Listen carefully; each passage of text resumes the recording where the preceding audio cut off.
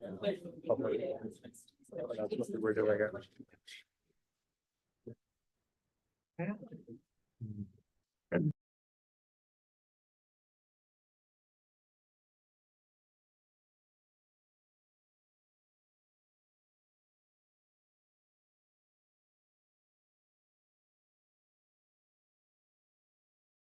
Okay. Good evening, everyone. Calling together the school board meeting for January 15th, 2025. This is a not normal meeting in that it's not every 2 weeks, but it is a meeting that was scheduled to discuss, among other things, the budget, because we need to get that done in order to make the timelines that are required for getting the budget posted and everything else and warned in time for it being voted on. Coach Christie is not able to join us this evening. Hopefully he'll be able to call in at some point, but he was not feeling terribly good. So first order of business, are there any proposed changes, additions to the agenda? One addition, Jonathan Garthwaite, our facilities director, will give an update on the PCB process. Okay, wonderful. Anything else? That's it. Okay. Then I think you said you had an announcement you want. I do. One announcement that the exhibition night at the high school is tomorrow evening from 4 to 5:30 in the high school gymnasium. Just want to get that on people's calendar. Wonderful. All right. Hearing no other changes. Oh, there's one other I need to add. As board members, you all should have received an email requesting your signature on an NDA form with the firm that we have hired to conduct the superintendent search. Basically, that they will not divulge anything confidential or anything else that is done. Since that is actually a board action, we've already signed one of these at the beginning of the engagement, but it was for a shorter period. So we will need to engage that, but I just wanted to bring that up. Have they mailed those out? It was sent electronically. From Tracy. Yeah, I received mine Right. today at 10:05 a.m. Yeah. So, Today? Today. right. So I think it is an appropriate thing to do, since it is actually a board action, that we at some point during the governance process talk about that and agree that we're going to sign it on behalf of the school district. So with those two changes, the agenda.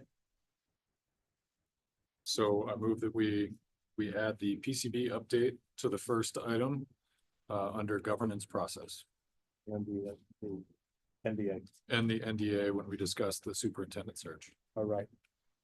Thank you very much. Do I hear it? Second? Thank you very much. Do I hear any need for any further discussion? All right, hearing none, I'd like to move the motion. All those in favor? Aye. All those objecting? Hearing none, passes. Governance process. Before we go on to the first item that was on the posted agenda, we're going to get an update with respect to the status of PCBs in the schools from Jonathan, who is the school's manager of the buildings and everything. Thank you, sir. Sure. Most of you know the background, but very briefly, in 2021, the state passed Act 74, which said by July of 2024, all schools built before 1980 would have air sampling done for PCBs. That was a lofty plan, and still struggling to complete it. Where we are in this district is we had 3 schools. Some of this is all just let's go through quickly. We had 3 schools that fell into that criteria: White River Elementary, the middle school and the high school, including this part of the building.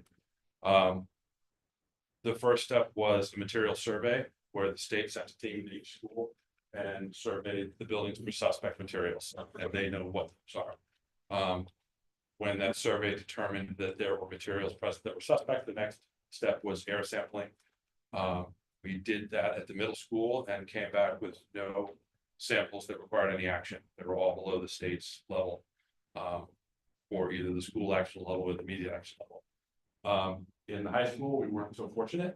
We had some readings that were above we had some readings that were the school action level, which basically means you need a plan within a year.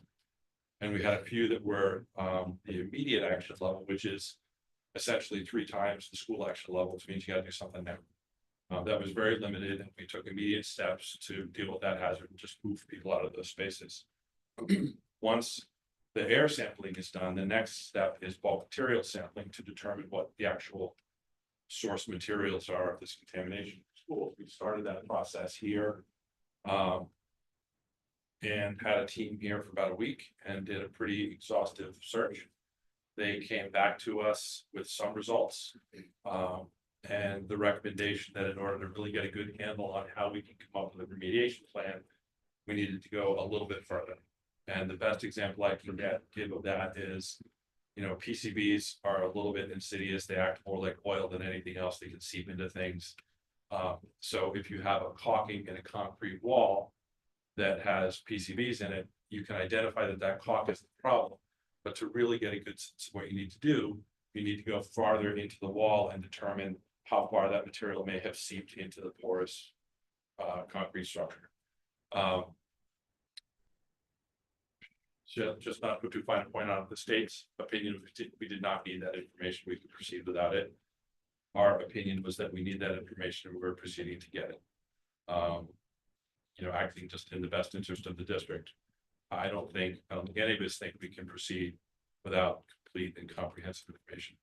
So we are proceeding with that. They will be back at the end of next week to do some more bulk sampling. That includes things like the concrete I talked about. It also includes on the B wing. We have a lot of still 9x9 asbestos tiles, which as they sit are not a problem.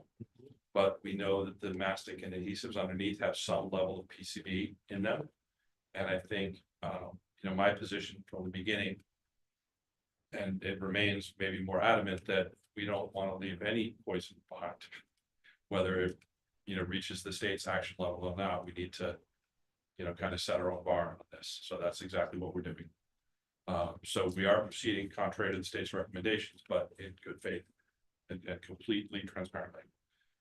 Along with that, we do quarterly air sampling in this building just to make sure that the situation is not getting worse. And in the areas where we had an immediate action level, it actually got better.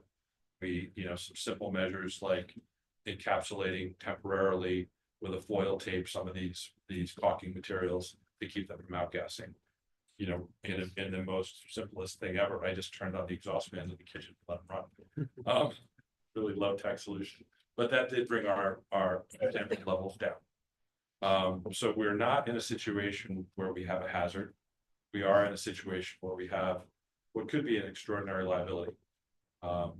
And we are taking every measure to get complete information so that when we do decide what we're going to do, we're doing it with full knowledge.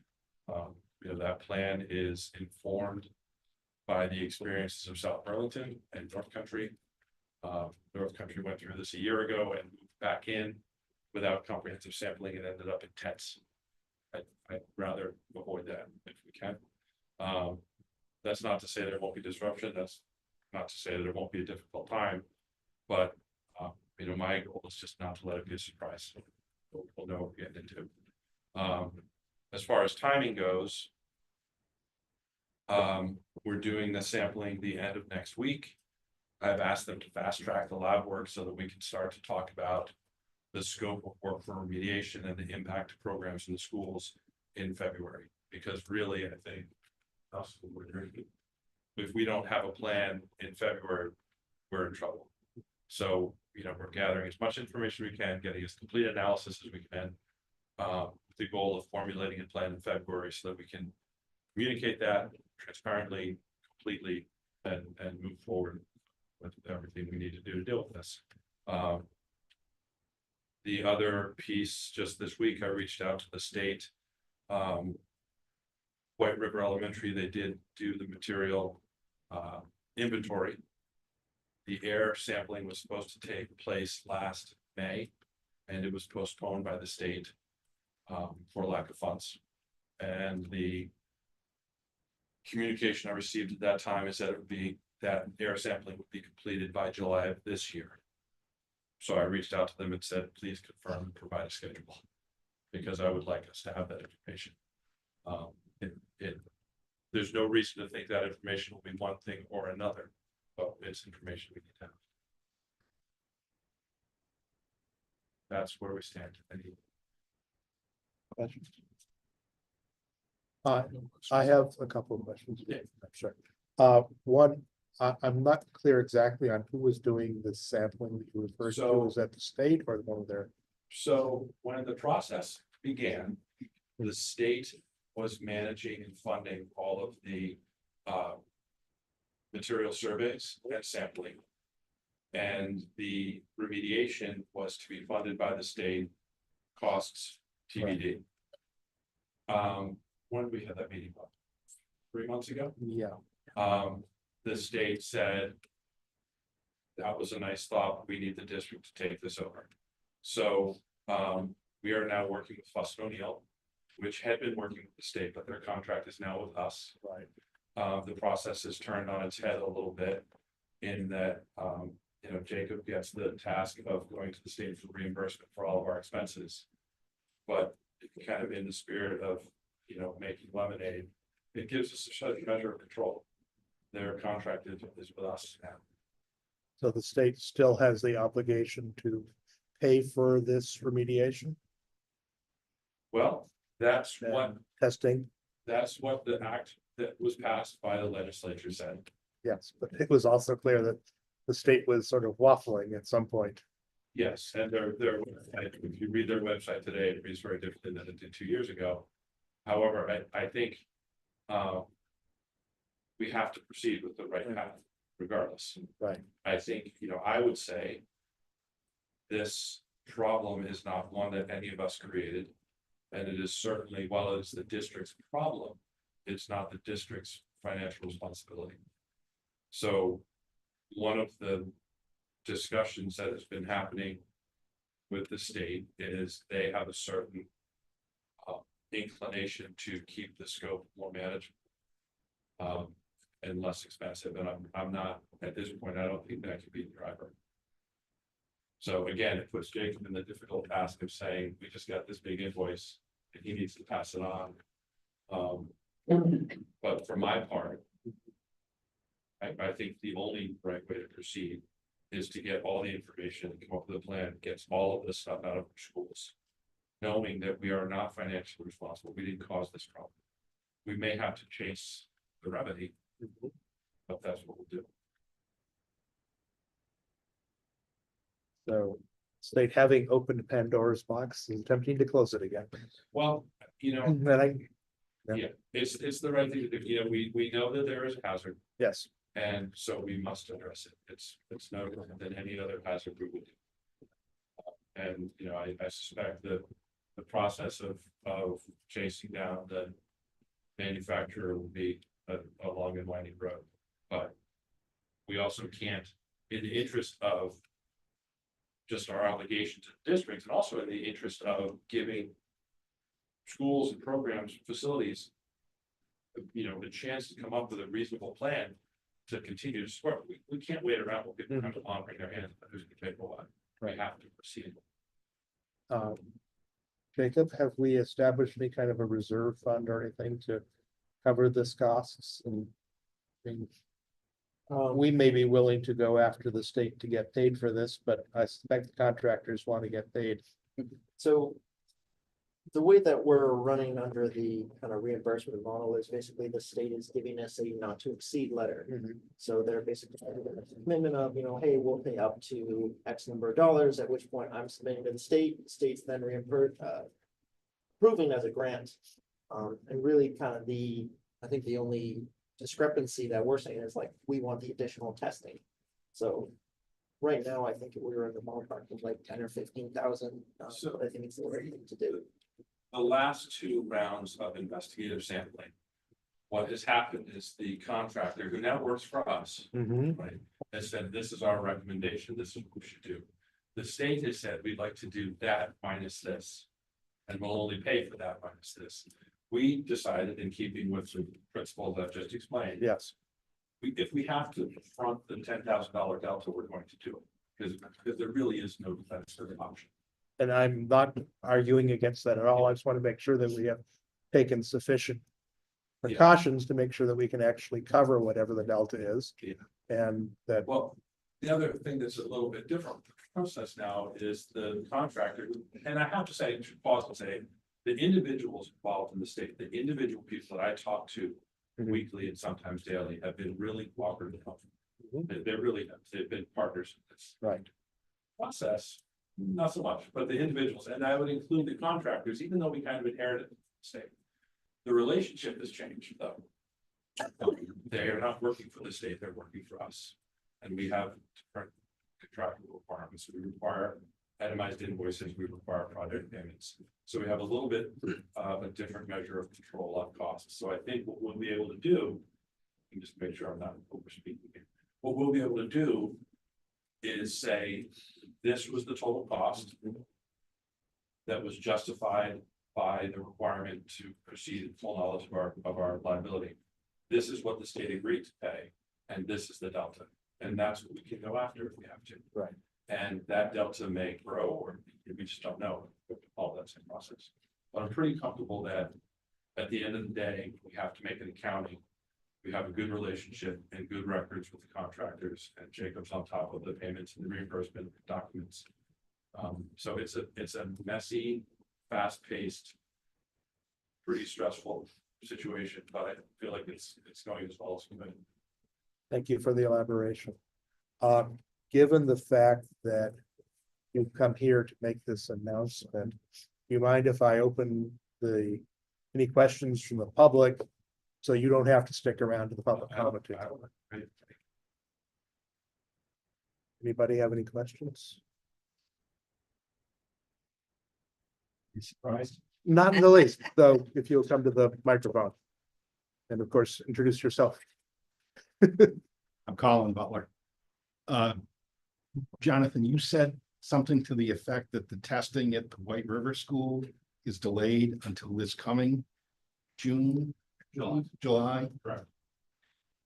And that's going to be done by the contractor that we are now contracting with as opposed to a state contractor. So the reason I followed up was last spring, summer, when this work was underway with the state. At that point in time, they would have hired and brought the contractor to do that work. At that time, they said they couldn't proceed because of funding. It would be funded and scheduled for this year. The reason I reached out now in January was to make sure if that's no longer the case, we know now to make an appropriate contingency plan to get it funded. But the July date is now because the contractors booked up until then? No, that's why I reached out. So if they get back to me and they say, we're scheduled for July 1st, I will say, great, let's get on the calendar. If they reach back and it's not scheduled, I'm going to inquire as to who is doing this, and who was paying for this, and suss that out. It needs to be done. We have to get it.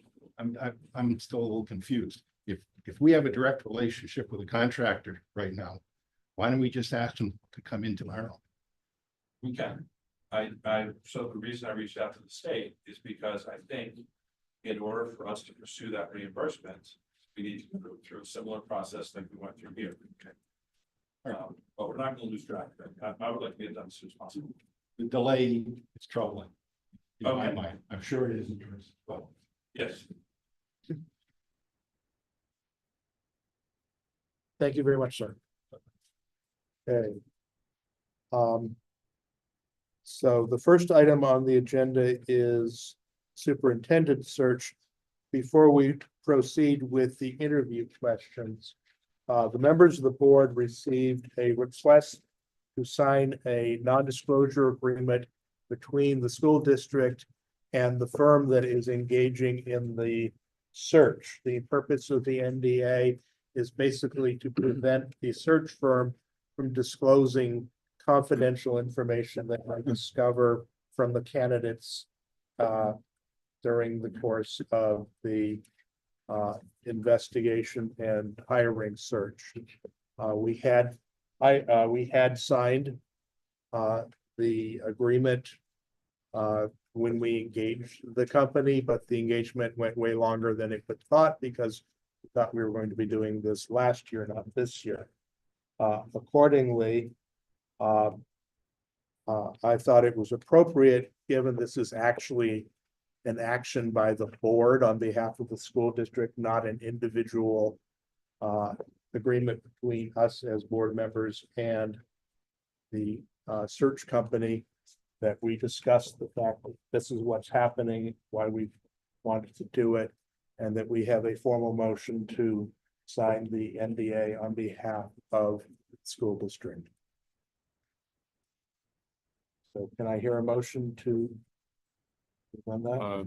Yeah, so I guess I'd like to propose that we have a discussion about why we're going to sign, or why we should sign the Right. the NDA.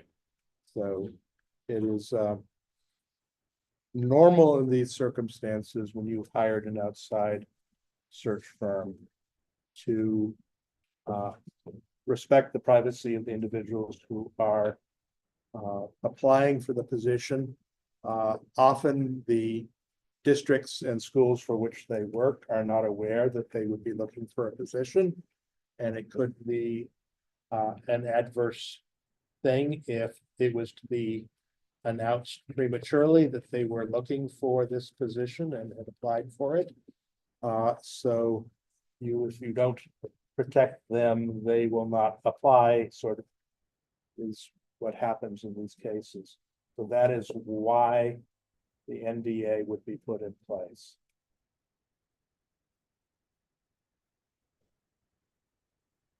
Motion to go forward? Yes. Second? Second. All right. It having been moved and seconded that we go forward with the NDA with the firm that has been hired to do the superintendent search. And that we as board members sign it. Having been made. Any further discussion? Hearing none. I'd like to move the question. All in favor of signing? Aye. Aye. Any against? Hearing none. Unanimous decision to sign the NDA. Thank you. So. Patty, Well, I think Jacob's gonna okay, start first. So Friday, I attended my business managers meeting. We got a little bit of information from the state. We were told that they weren't gonna be sending out another long-term weighted average. I'm sorry, just a moment. We have on the agenda, which it says interview and questions. Are you wanting to switch the order? And No, that was an item that the board chair asked me to put on the agenda. Okay.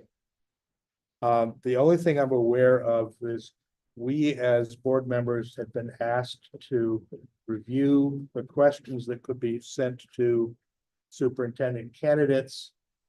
And that would have stated that we should be doing it soon. I assume we just wanted it as a reminder then. Yeah. Okay, Kevin called me right before I on my way up here, and he said that the interview questions would need to be extended till next week. okay. All right, so. Thank you for that clarification. All right, now we can move on to budget updates and HSD presentation. Peter, can I just add, we have a really hard time hearing anybody back here. Oh, I'm sorry. We just can't hear back here and hardly anybody speaking. So yes, we could all move up. But in the meantime, could you also just, Try to project? Yeah. that would be great. All right, I was thank you for letting me Your know. high school theater director would appreciate that. All right, so the item on the agenda with respect to interview questions was, and I believed to be an item from the board chair, wanted to remind the board to review the questions that have been proposed and figure out and answer the search firm's questions about which ones should be used in the interview process. So that's the explanation. The next item on the agenda is budget updates and HSD presentation on same. So Friday, I attended my business managers meeting. We didn't get a whole lot of updates from the state. But we were told that, we weren't gonna be getting another long-term weighted average. So I reached out to Brad James, formerly of the AOE, but currently with the AOE. Thank you, Brad, for stepping in. But he sent us version 4 of our long-term weighted average, which I assumed was gonna be the final number until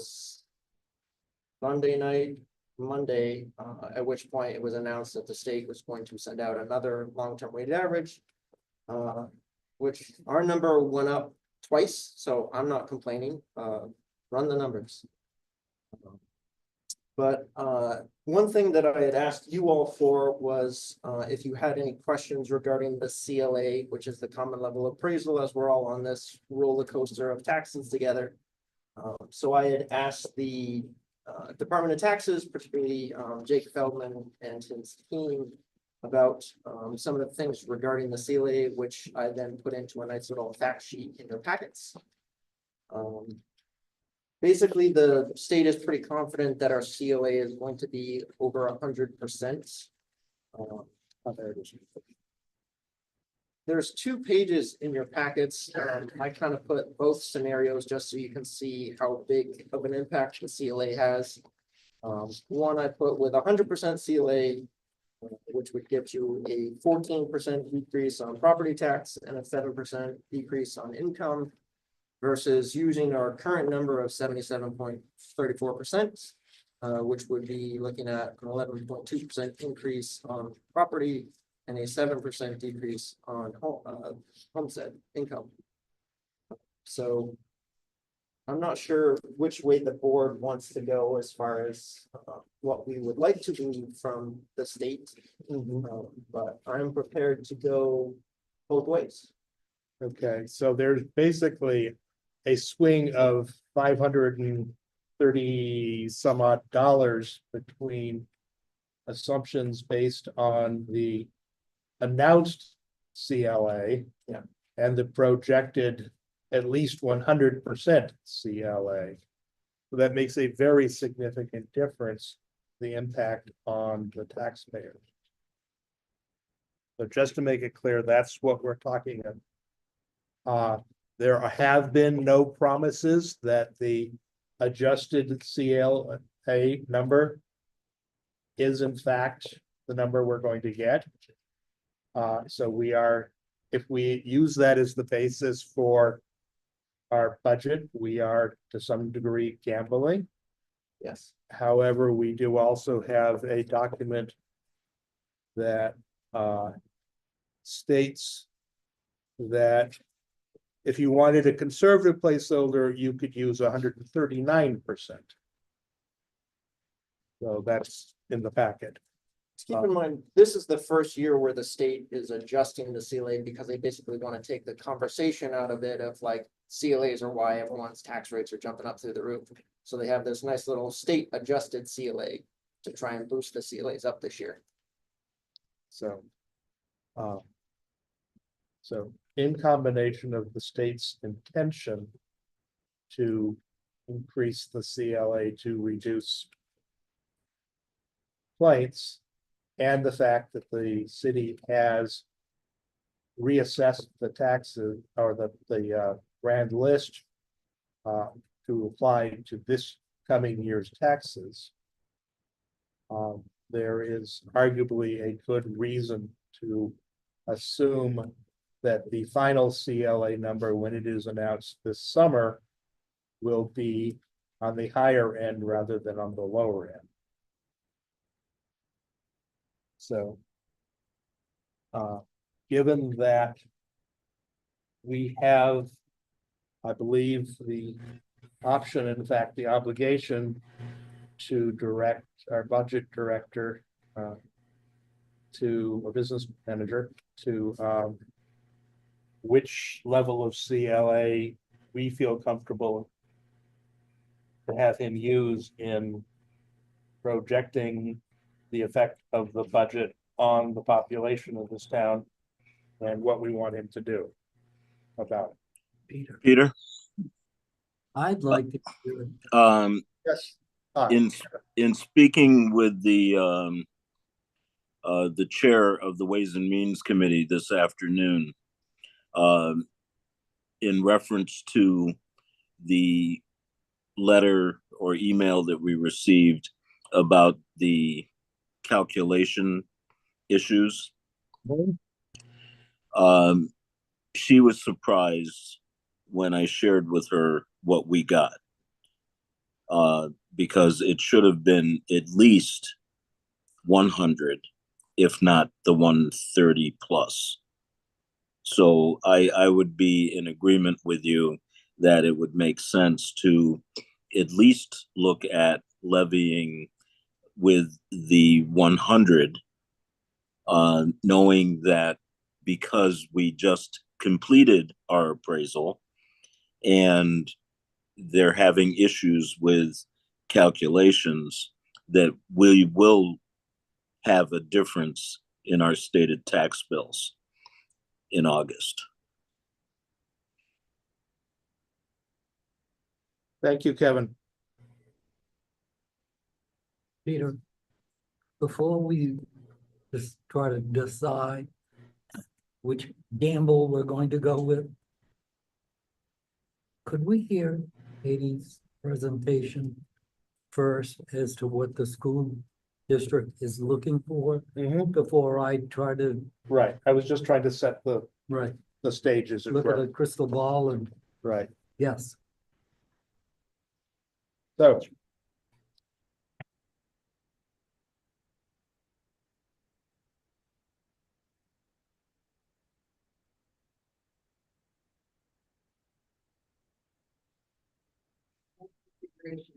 Yeah.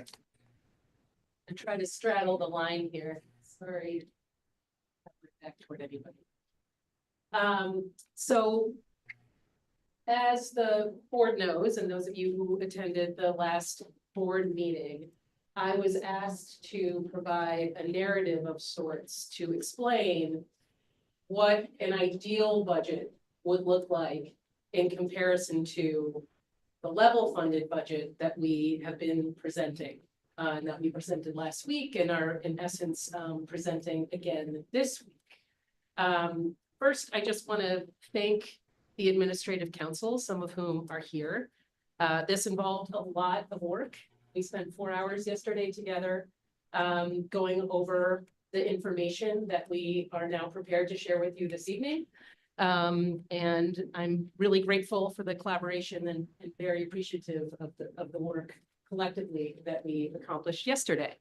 I also just want to preface what I'm presenting to you tonight by saying, because this was something that my administrative council colleagues brought up, that we want to be very clear that this is a brainstorm of ideas that we have put together in order to address what you're going to see related to the vision of a graduate draft that we have right now. So these are not ideas that we're proposing that we have vetted thoroughly and that we have thoroughly researched, which is what we would do if we were presenting this information to you and hoping that we would be adding additional funding to the budget that we have presented to date. So just want to clarify that as well and qualify what you're about to see in case anyone falls in love with any of these ideas. I just want to be prepared. And I also just want the public to be aware and the community to be aware that these aren't things that we're saying, why don't we have right now? These are things that we are thinking about in terms of being innovative and creative in relation to the draft vision of a graduate that you're going to see tonight. So we have been working all year, actually since the beginning of the year, day one of our district in service, on gathering input from the community on what they all want to see from our graduates by the time they are finished with their tenure in our schools. So day one, we started with an activity that gathered information from our district faculty and staff. And then you have all seen, maybe ad nauseum, as I said last time, the survey go out repeatedly through various newsletters to gather input. So what we've done as an administrative council is compiled all of that input. And we basically like used ChatGPT the way I think you're supposed to use it, to compile a draft document that we then revised together to present that community input in a way that hopefully really resonates with this community. So that's why you're seeing up there that all of the vision of a graduate categories match up to the acronym of hurricanes. So that's what we're going to be also presenting to all of you for a second round of feedback. So this is a draft, just want to also qualify that. And you can expect to see it a lot because we're going to ask you for more feedback in order to further refine this. But this draft captures all of the information to date that we gathered from the various stakeholders in the community to think and collaborate with us on what do we want for our graduates of the Hartford School District. So what I've done for the board and for the community is to break down all of these categories and use that as a way to talk about the allocation of funding for an ideal budget that would meet all of this in terms of the vision of what we would like to see. So that's what you're going to see. And what I'm going to do is speak pretty concisely about some of the items that are up here, because we'd probably be here till tomorrow if I went into depth on these things. Then you'll see a summary and some reflections on all of it. So the first letter is H, and that's health and well-being. And so what you're going to see in the way that the presentation is oriented is we divided it by different grade levels. So elementary, middle, high school, HACTC, Wilder School, student support services, equity. And then we talked about what the ideal budget would be versus what we left out of the level programming budget. So for example, under health and well-being, we're talking about things like outdoor education, and we're talking about playground repair and winter activities, and extended learning opportunities.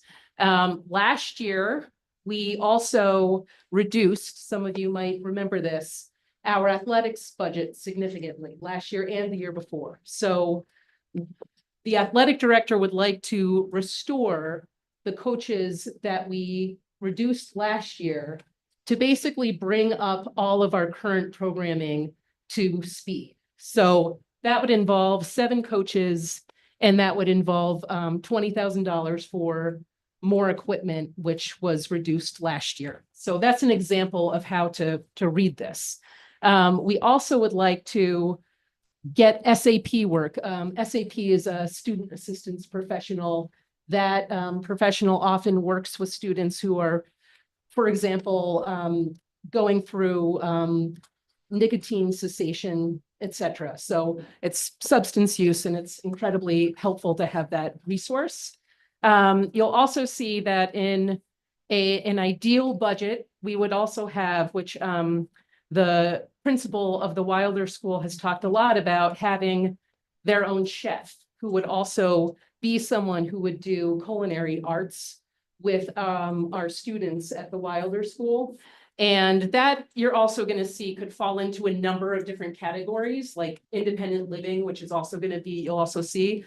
So there's a good amount of overlap, but what you're seeing here is related to these headings with some overlap and really ideal. The 700,000 that you see at the bottom for student support services is an issue that we're having right now with office space.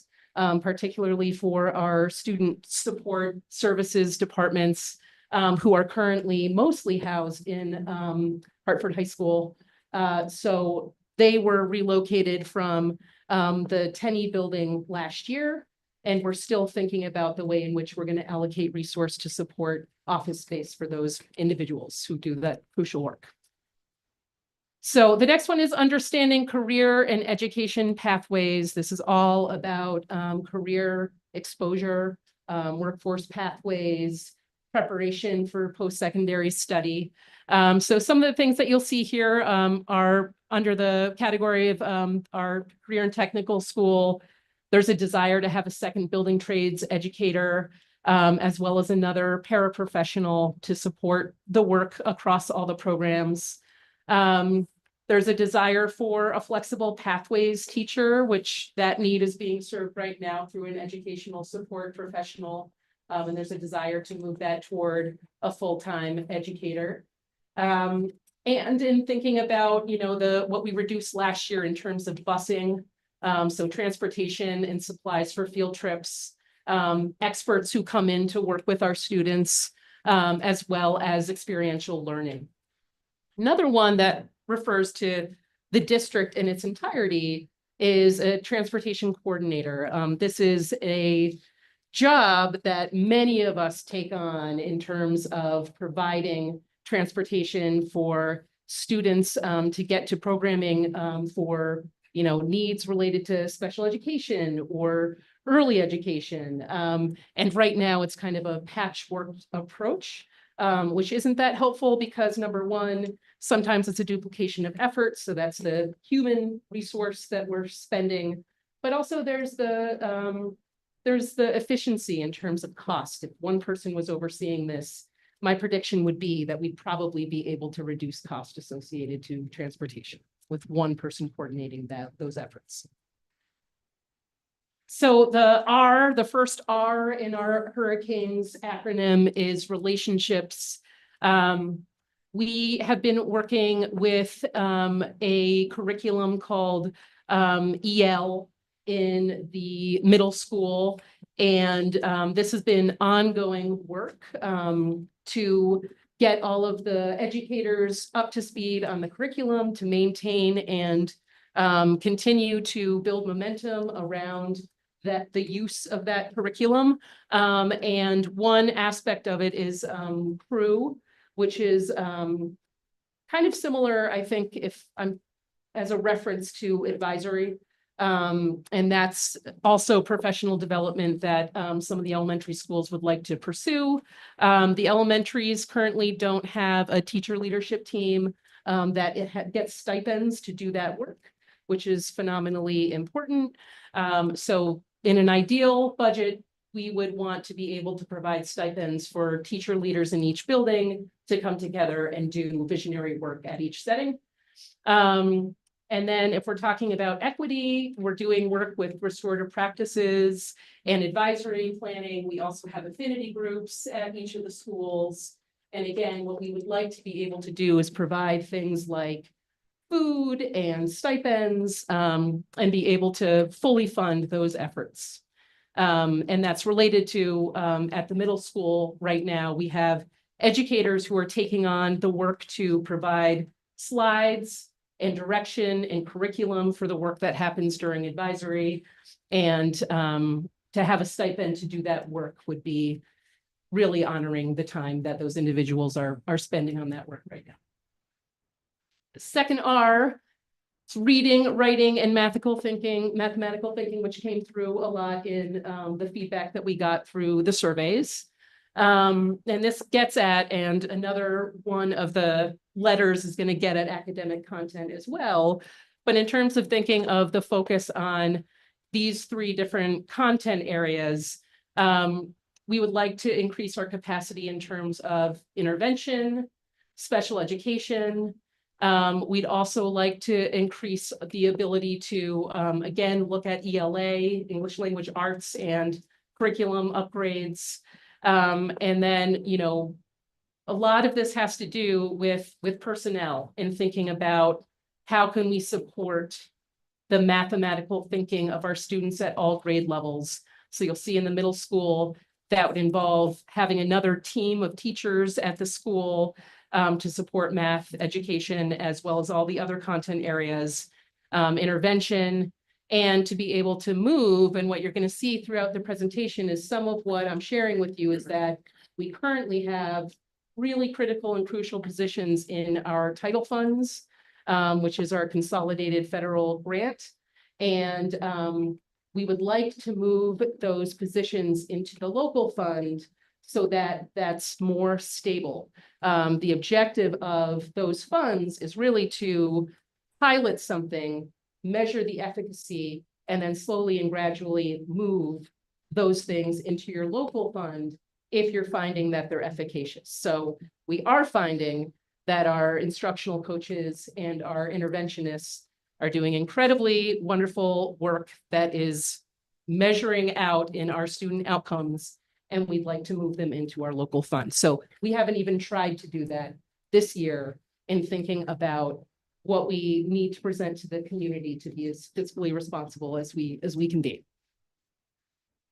So this is the I for independent living. Again, there's so much that could have fallen into to a number of different categories, but I thought I'd focus here on what came out from the survey data. We saw a lot of people looking for financial literacy, thinking about how we could integrate that into our programming in order to meet that need and address that desire from the community.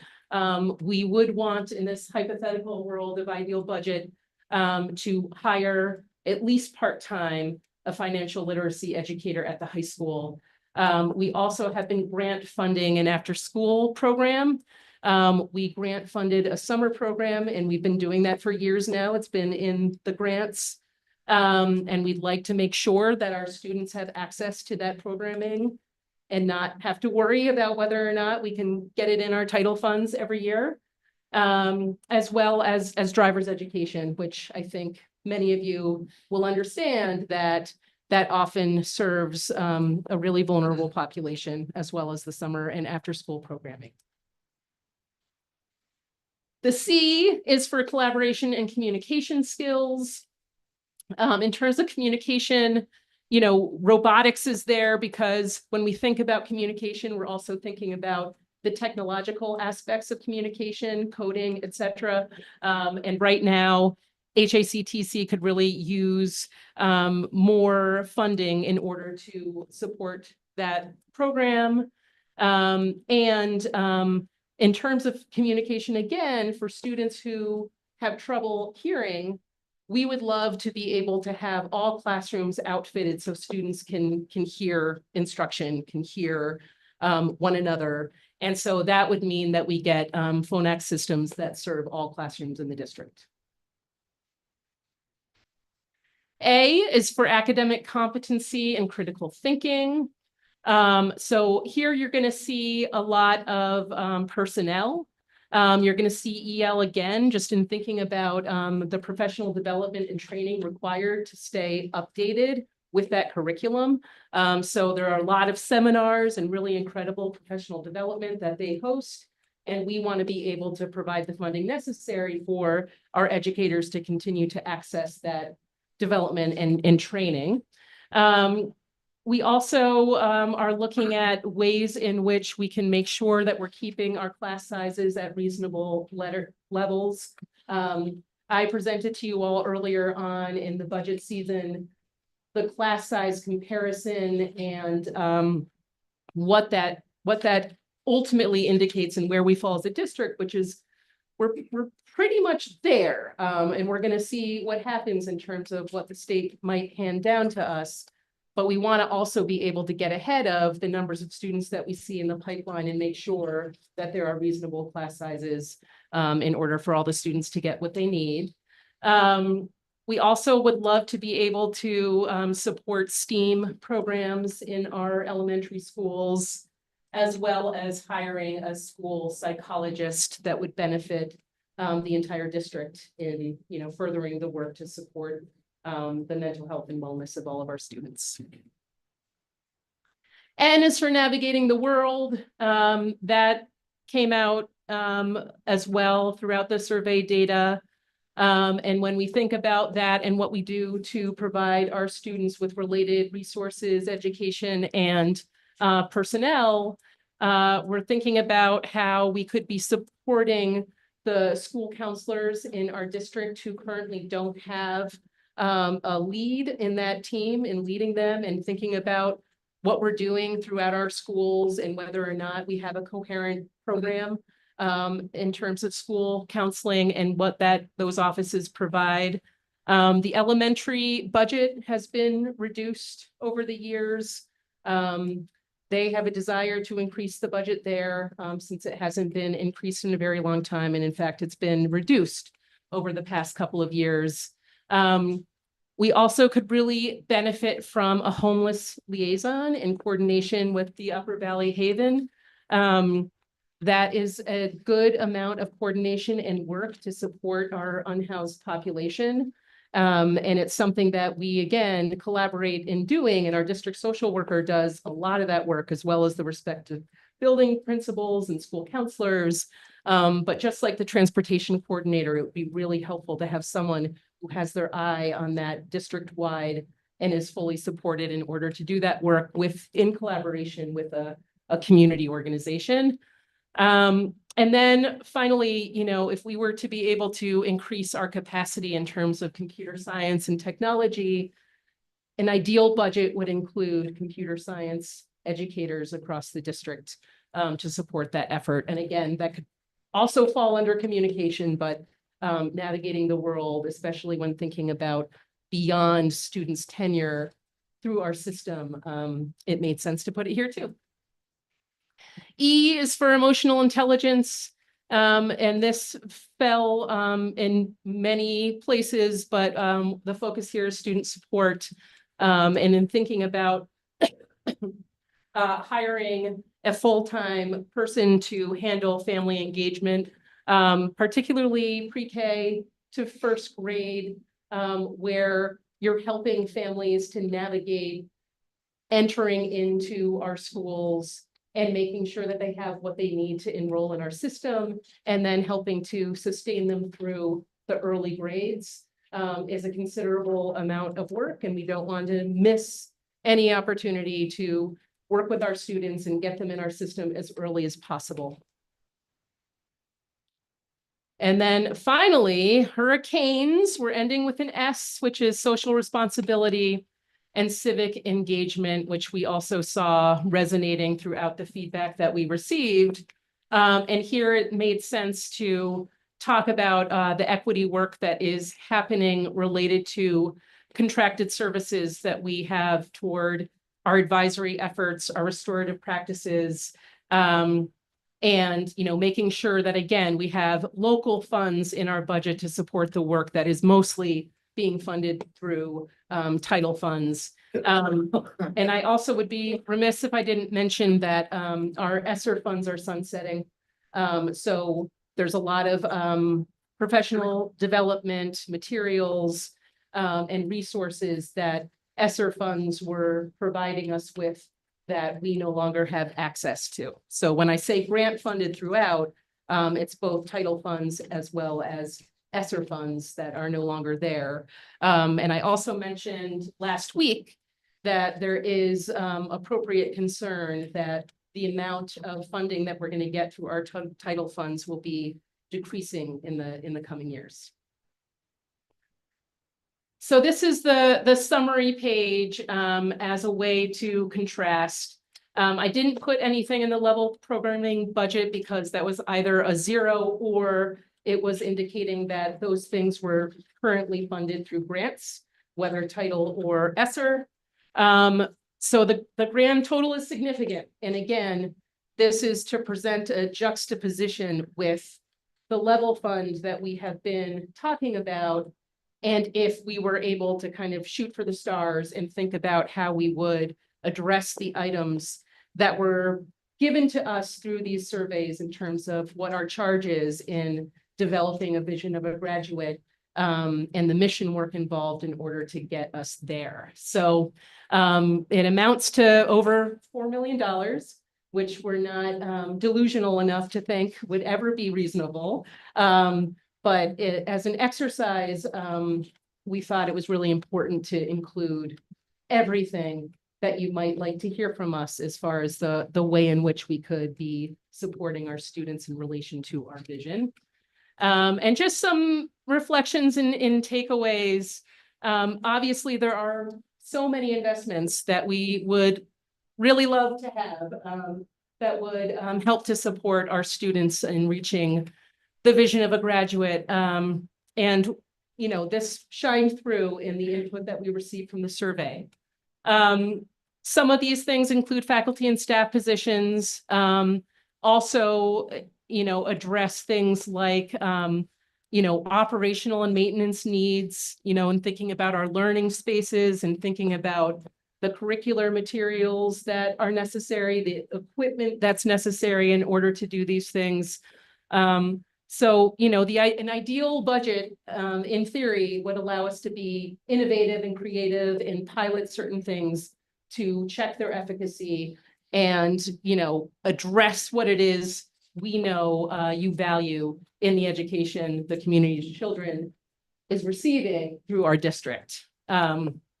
So, and I also wanted to just make a link to, we did do a bit of a crosswalk with the policies, as well as all the ends, as well as the universal end. So I just wanted to quote from the universal end, which is that students will graduate from the Hartford School District equipped with a diverse set of knowledge and skills achieved through a combination of classroom-based, hands-on, and peer-to-peer learning that will provide them with the foundation to excel in future endeavors, which I think is captured pretty well in our vision of a graduate draft to date. But again, you'll hear more about that in the future. Thank you.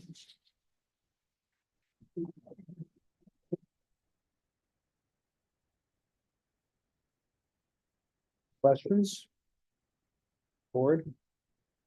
I just want to say thank you all for putting this together. This is kind of exactly what I had in mind to, I guess, start a budget process to see what everybody would want and what everybody feels is necessary to provide that ideal education for everybody. So thank you. Do we know, Jacob, if we were to take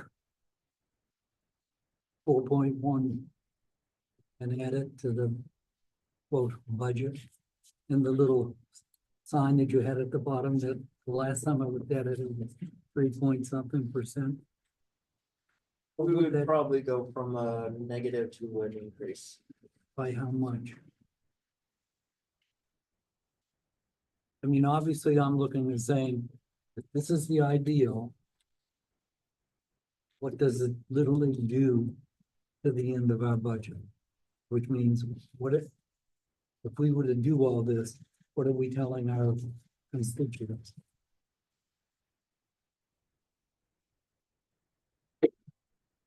Because it's one thing if it comes out of 3.5% versus 17. It would be a big increase, probably double digit. Thinking maybe 20%. So it'd raise it up to 4. Well, I mean, if we're assuming the 100% CLA, we would go from we're looking at just the homestead, we'd be looking at a 14% decrease to probably in the ballpark of a 20% increase. It would be substantial.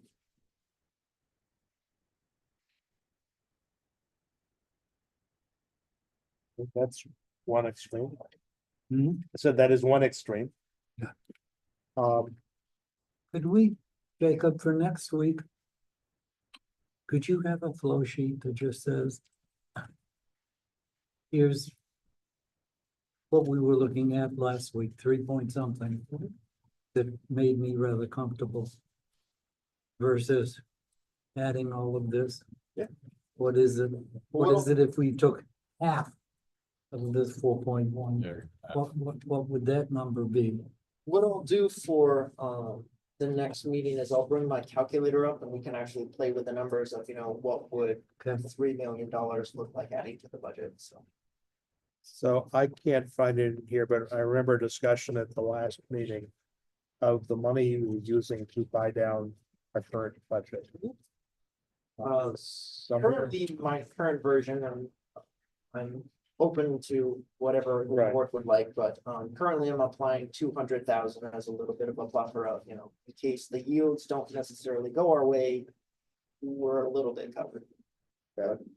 you had different numbers in the past. They had ranged from 900,000, 800,000 down to 6, and presently I have it at 200,000.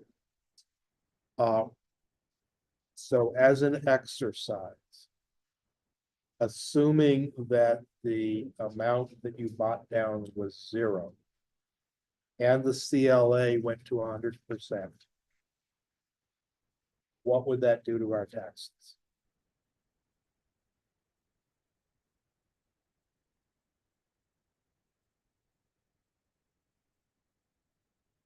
You'll be looking at about probably a 13.5 on the homestead. Reduction. Yes. So.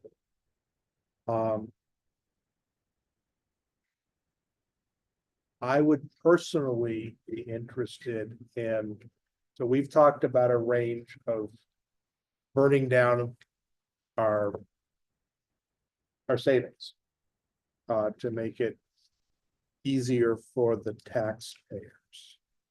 And the numbers you would propose had ranged from a current $200,000 to a high of almost $1 million.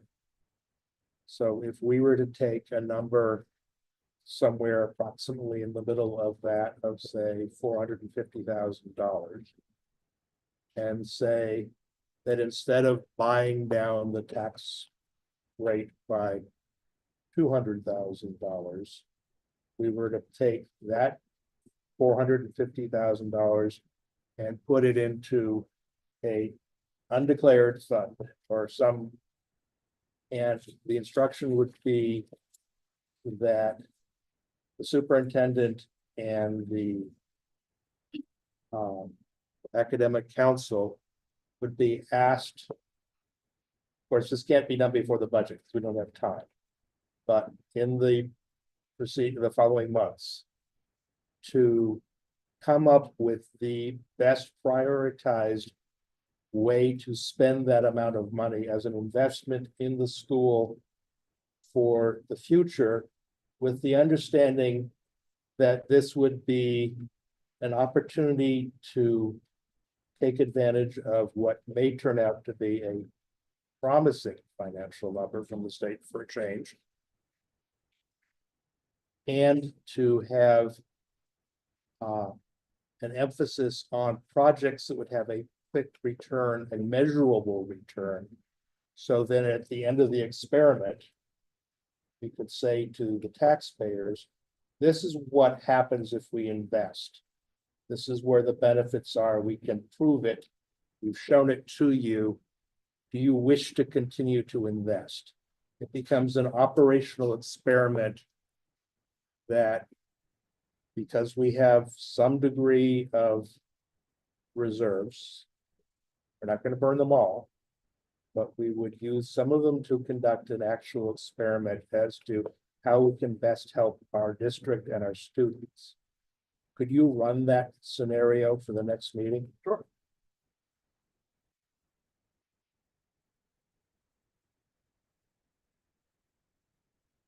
Because I do not feel it's appropriate to go full Doug Heavysides on us, though I understand the temptation. I think that our taxpayers have been severely abused by this process over the last year or so. And I don't think it's appropriate to, if we have an opportunity to correct that, not try to correct it. But I also think we have an obligation to try to think about ways in which we could move the district forward now that we have a little bit less financial stress. So I'd very much like to see what that would be if we were to do that experiment.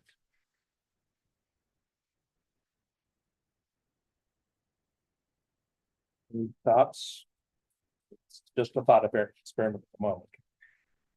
No, I just, it's a balancing act. Yeah. of What can we do to help the staff? And at the same time, Not abuse the taxpayer. you're right. I like both ideas. I like being able to, if you can run your calculator next time, so that way we can plug in numbers live and see what they do. I think that'd be very helpful.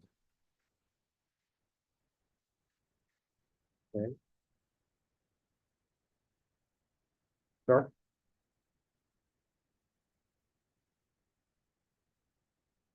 I'm still Colin Butler. Katie, thank you very much for the effort that you and your staff put into that. I think I'm at least partially responsible for that assignment that you've all been working on this week. I'm pretty excited by what you presented. And at the same time, I am totally confused about education funding in Vermont still. And I have no clue as to whether the CLA is going to be 64, 77, 100, or 139. Frankly, I can't begin to imagine how it gets to 139. But whatever it turns out to be, if it's favorable, if it gets to 100, and you have the opportunity to reduce taxes for people in town, I think I would encourage you to do that.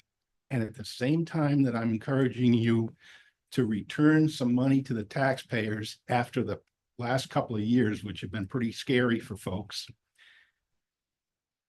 I think there's a good argument to be made that you should try to reduce the ups and downs that occur in your budget and in the tax rates that the budget throws off, so that you're not completely surprising a taxpayer every year with something different.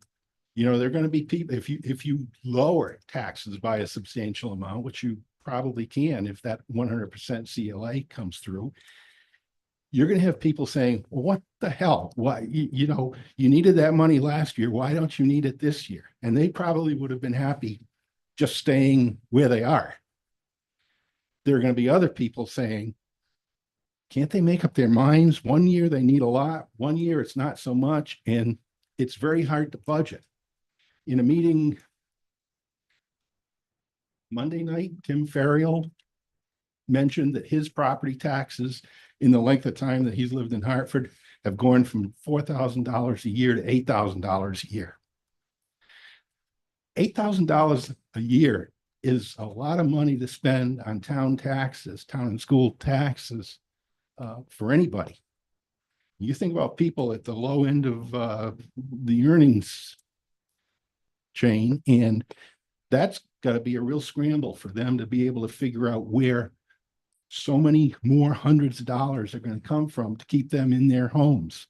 So I want you to be really careful about the impact on taxes, no matter what you do. At the same time, I am still enormously excited about all the things that Katie showed us on the screen just a minute ago. And that's what I have been trying to encourage ever since I started showing up here. It's that there needs to be some vision. We can't be in a defensive mode all the time, and everything we do is trying to squeeze every last nickel out of the budget. We need to be thinking for the longer term and have a plan in place of what things we're going to do to bring our kids up to be successful in the 21st century. And there are a lot of things that we're not doing, we should, and probably a few things we do, which we don't have to do anymore, but that's a different problem. I guess I'd like, you know, Doug's excited and he's ready to spend that $4 million right now. And I guess I want to caution, this was kind of a back of the matchbook or cocktail napkin exercise where you all went off and just dreamed about what you'd like to do to make education here really, really successful. I don't think you're ready to really roll out many of those things in the immediate future. It's going to take a lot of planning and deliberation, lots of meetings. And you're going to have staff trained up to accomplish a lot of that. If we just throw $4 million in the budget this year and think we can slip it through because the budget naturally might be, or the tax rate might be naturally falling, it's probably not going to be money well spent. So I'd rather see the board, and I think this is kind of what Peter was getting at.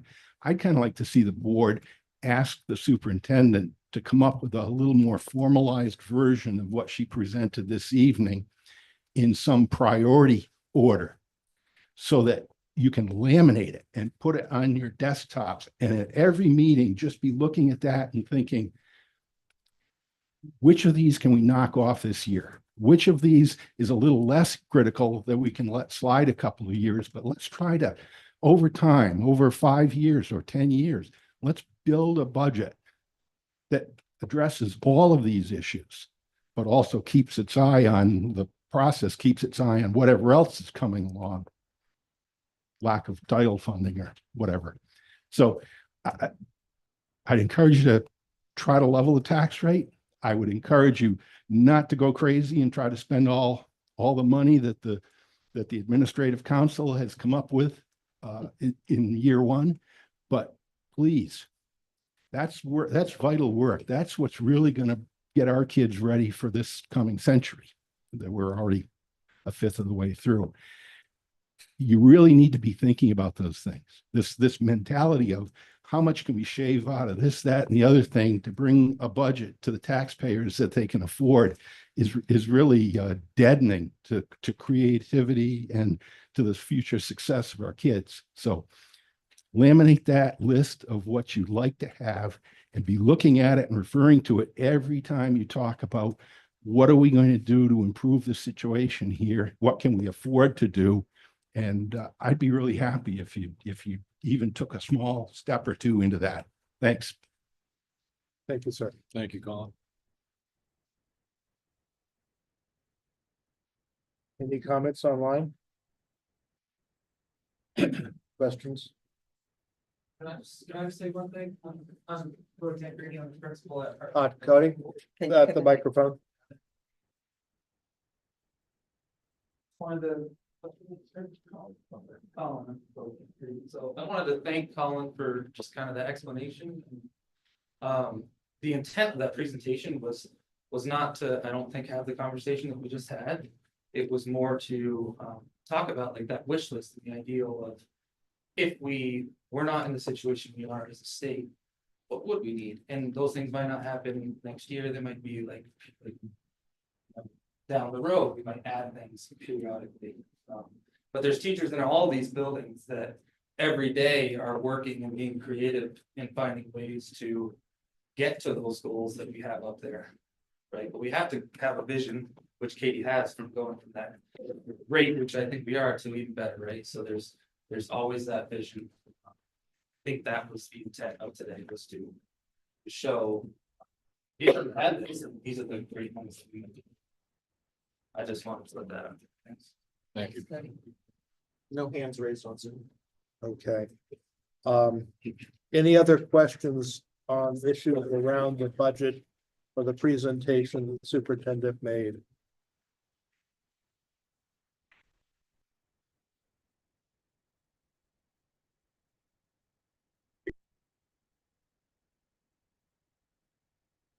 I think it was really hard to follow. Zach Scott, Hartford. I think it's really hard to follow where we're at.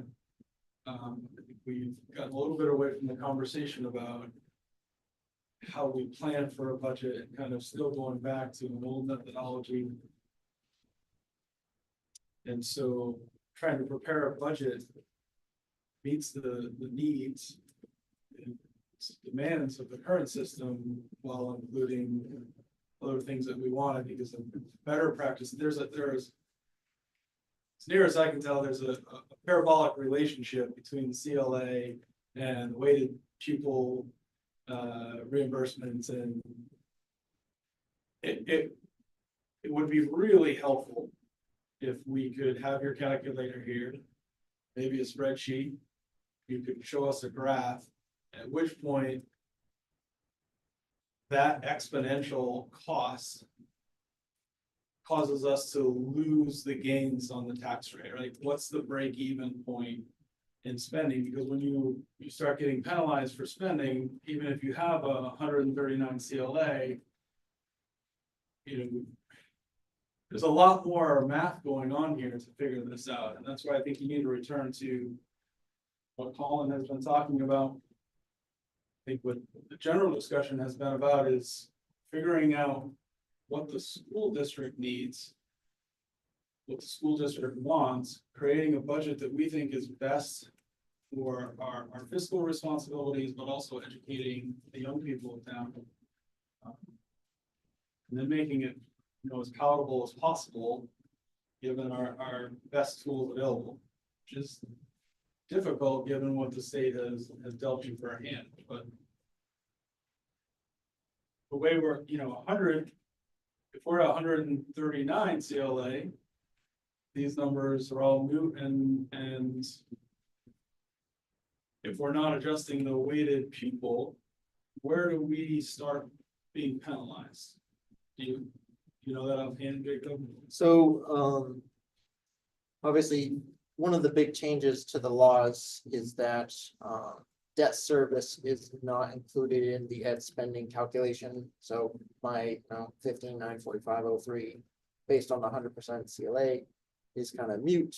So when we pull out, it's a little over $3 million.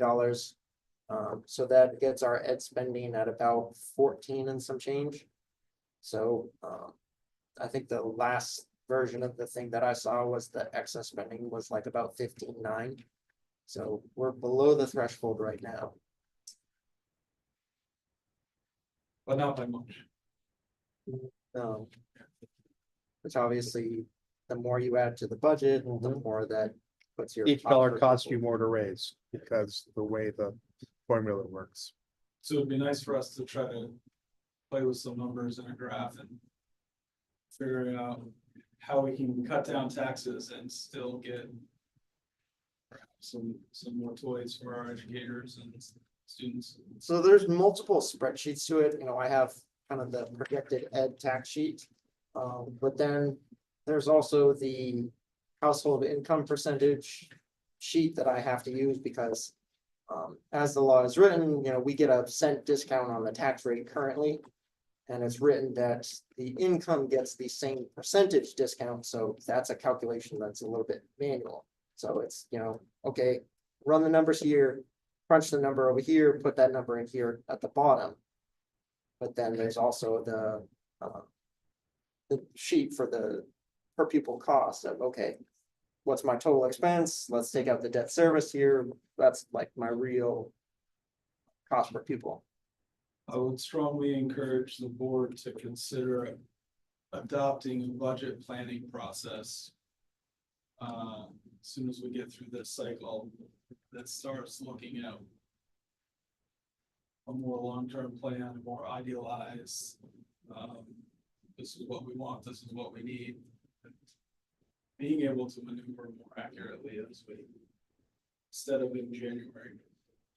Problem that's been demonstrated is significant portions of what we need to do that we really aren't told. Or we don't learn them. If all we had to do is If you didn't spend down surplus, then you would be able to absorb more of the waves. we could as they come. theoretically smooth some. Yes, that is true. It's not theory. No, well, how long you could do that, If you had surplus, you could. it's like, you know, going into the casino, how long can you continue to lose? That's if the numbers come back from the state. And the CLA is heading down as it was for several years in a row. If you would try to keep spending consistent with our needs, covering the delta with the surpluses, we would have run out of money at some point. No, but you could start a practice of every time we Yes. see a 7% property tax hike, we're gonna dip into our surplus and you to will- knock that down. Right, and you will notice that we had actually attempted to knock it down a bit.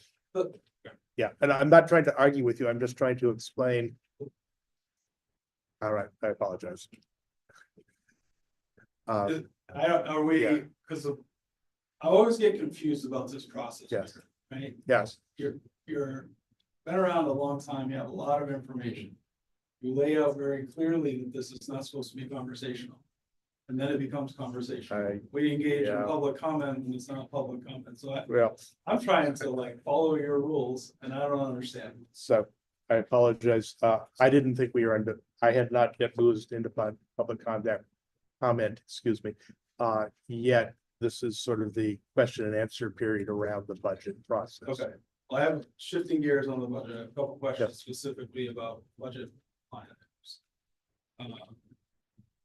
What's the undulation of para salaries? Why are we looking at, I figure that's about a 15 to 20% increase. Do you have an explanation of why para salaries are gonna be? We went down from fiscal year 24. In our adopted budget that we're working on this year, and now we're going back up. I just, can we get an explanation about why there's such a large percentage change? I think with the 24 actual, keep in mind, we had a lot more para positions, some of which were vacant positions that we ended up cutting for FY25. So that's part of it. But most of it's just kind of the regular negotiated agreement, which is the final year of that contract. And equipment increase was 40% proposed next year from what we're operating on now. Not that I disagree, just wondering what it's about. I'll have to get back to you on that one for the combination of all the equipment lines.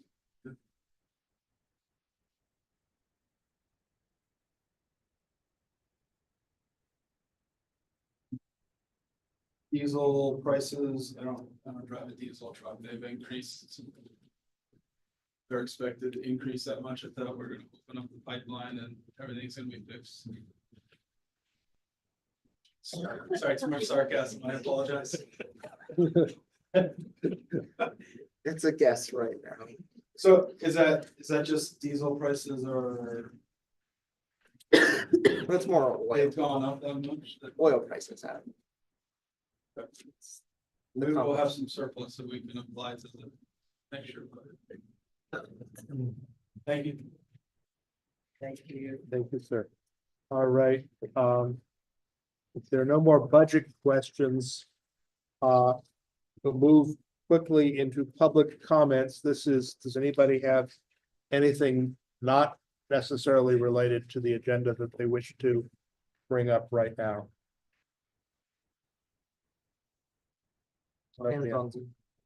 Okay, going once, going twice. All right.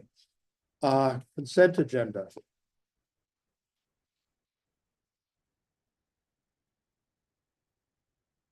We do have, we're just notified of retirement, Carl Spear at the Career and Technical School. Right. Any corrections or changes to the minutes? No. Somebody like to make a motion to accept the consent agenda? I move that we accept the consent agenda. Second. Moved and seconded. Any discussion? Hearing none. All those in favor of accepting the consent agenda? Aye. Aye. And that's unanimous, so. Next board meeting is on January 22nd. And we do the meeting evaluation. Sure. Carl, please. We've already done. Thank you, ma'am. Thank you. All right, so board meeting monitoring, board was prepared for the meeting, satisfactory. Board's time was spent on ends, not means, satisfactory. Each board member was given an opportunity to participate, satisfactory. The board treated all persons with courtesy and fairness, satisfactory. Board adhered to Robert's Rules of Order, satisfactory. And then the board adhered to its adopted governance style. It emphasized outward vision. It encouraged diversity in viewpoints. It exercised strategic leadership, not administrative detail. Maintained distinction between board and staff roles. It used collective decision-making, and it looked to the future, satisfactory.